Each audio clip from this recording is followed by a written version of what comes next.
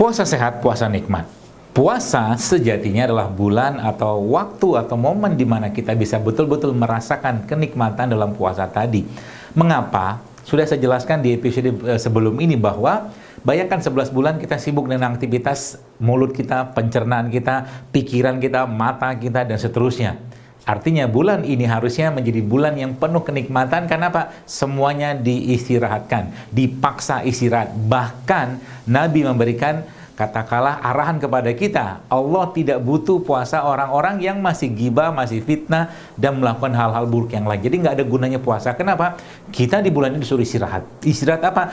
Istirahat pikiran, istirahat perasaan, istirahat mata, telinga, semua dari hal-hal yang tidak penting, tidak bermanfaat, sehingga kita bisa merasakan nikmatnya berpuasa. Itulah esensi puasa yang nikmat, sehingga puasa itu menjadi puasa yang penuh berkah dan memberikan manfaat untuk kita semua. Bayangkan kalau seandainya di depan saya ini ada satu piring makanan yang sangat sehat, sangat lezat, ya, dan luar biasa kata rasanya. Saya makan makanan tadi dengan sibuk main handphone, dengan sibuk katakanlah ketak-ketik ini itu, dengan sibuk bicara dengan orang lain, yang saat itu akhirnya menjadikan kenikmatan saya ketika makan tadi tidak bisa saya rasakan. Bayangkan kalau itu terjadi juga ketika Ramadan. Kita tidak merasakan kenikmatan puasa tadi. Kenapa? Kita tidak menikmatinya. Kita sibuk dengan hal-hal tidak penting.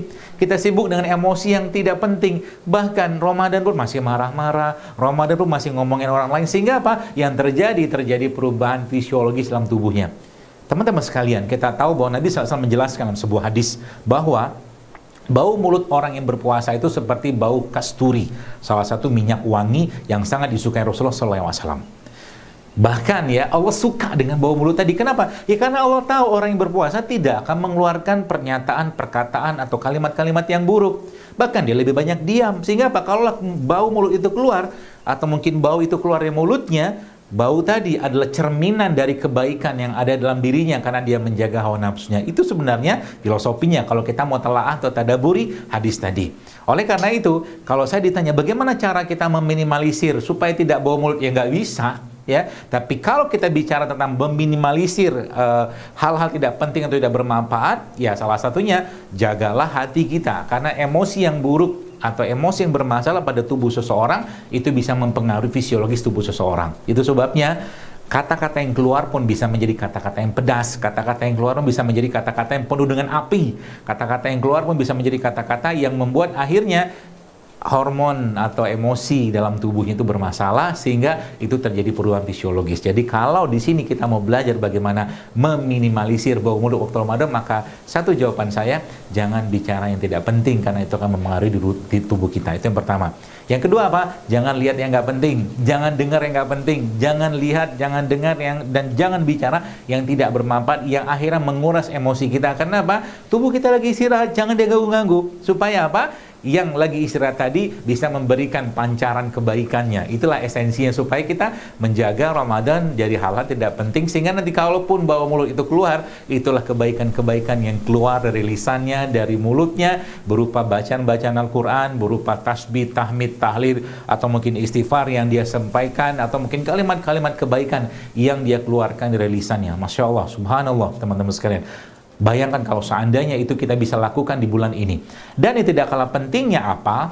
Dalam Ramadan tahun ini kita tahu ya, mungkin secara makanan ya, ada makanan-makanan yang membuat ya tubuh kita itu mengeluarkan aroma yang tidak sedap. Kita tahu salah satunya Nabi SAW menjelaskan sebuah hadis bahwa Nabi melarang ya orang-orang yang makan bawang putih, ya salah satunya dalam hadis disebutkan itu untuk mendekati masjid. Kenapa? Malaikat terganggu dengan aroma tadi. Maka makanan-makanan menimbulkan aroma atau memberikan aroma yang kuat ya untuk tubuh kita, sebaiknya tidak dimakan waktu berbuka dan sahur. Contoh salah satunya bawang-bawangan atau bawang putih.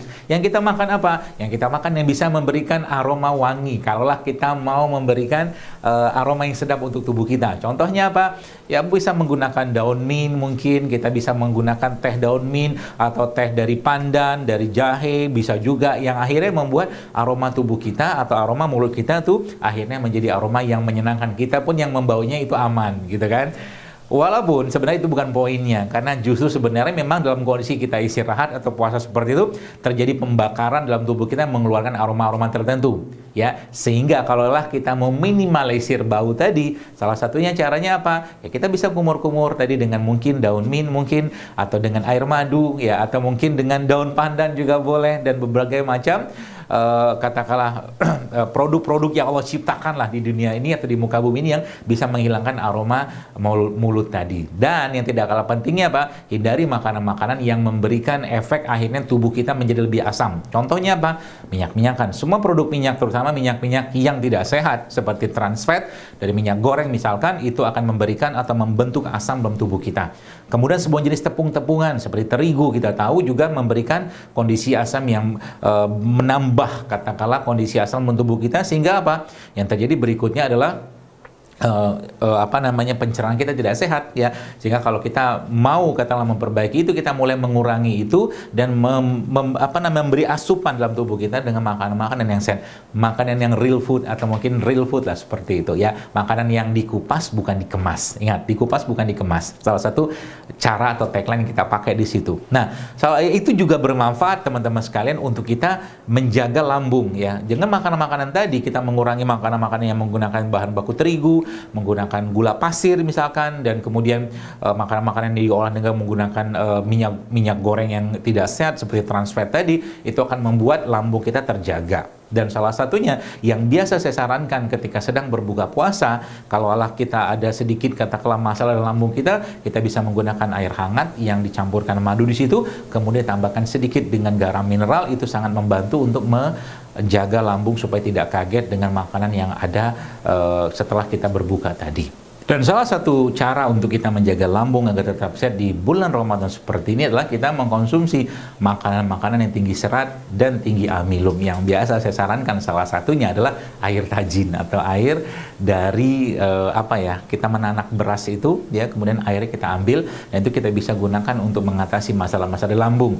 Kemudian juga salah satu yang juga sangat saya sarankan adalah sumber-sumber kolagen yang juga sangat baik untuk kita dapatkan ketika Ramadan, dan biasanya itu banyak itu berasal dari rumput laut. Jadi kolagen dari rumput laut, kalau ada sarang walet, tapi harganya lumayan.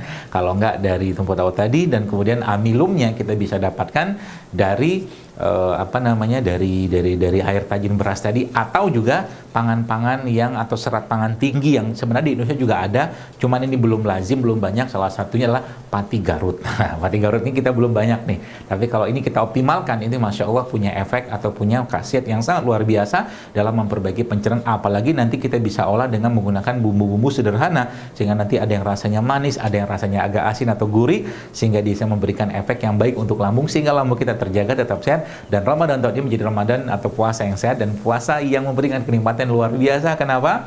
Karena kita merasakan kenikmatan atau kelezatan dalam ibadah, dan juga kenikmatan dan kelezatan dalam mengkonsumsi makanan-makanan kita setiap hari, sehingga tubuh kita terjaga, raga kita terjaga, iman kita terjaga, hati kita terjaga, hati pikiran kita bahagia luar biasa.